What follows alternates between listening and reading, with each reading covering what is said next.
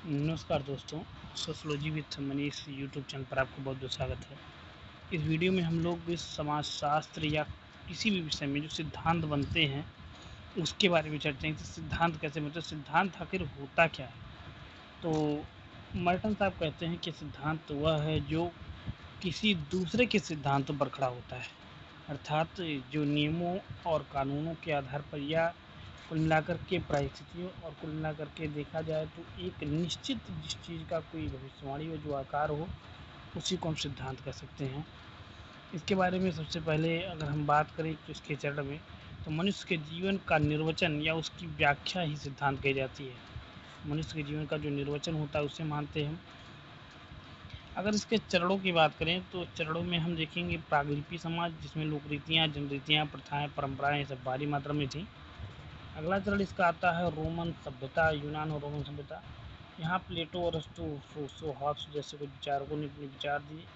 पहली बार प्रतिष्ठित संस्कृति जो मानी गई या पहली सभ्यता मानी गई, यूनान और रोमन सभ्यता मानी गई।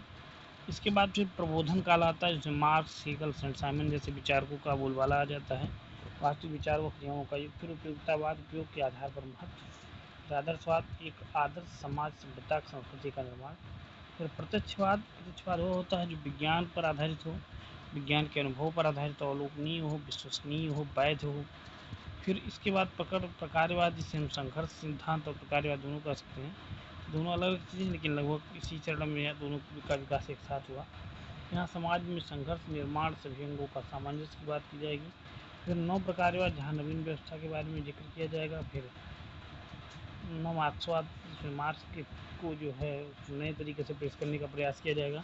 फिर संरचनावाद, इसमें आपका फूको, दरिदा, लेविस्ट्रास ये लोग थोड़े से अपने विचारों को देते हैं।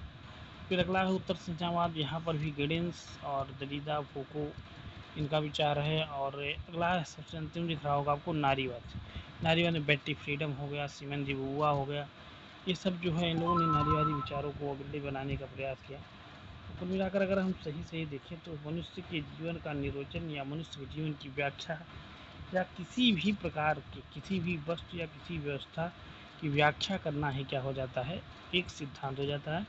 सिद्धांत अर्थात तो जो सिद्ध किया जाए या जो किसी वस्तु या किसी तथ्य या किसी जानकारी को व्यवस्थित रूप से विस्तार प्रदान करने का कार्य करे, तो इस प्रकार ये है आपका सिद्धांत। नमस्कार। वीडियो अच्छा लगा तो लाइक कीजिए, शेयर कीजिए दोस्तों के साथ। नमस्कार, बहुत बहुत धन्यवाद वीडियो देखने के लिए।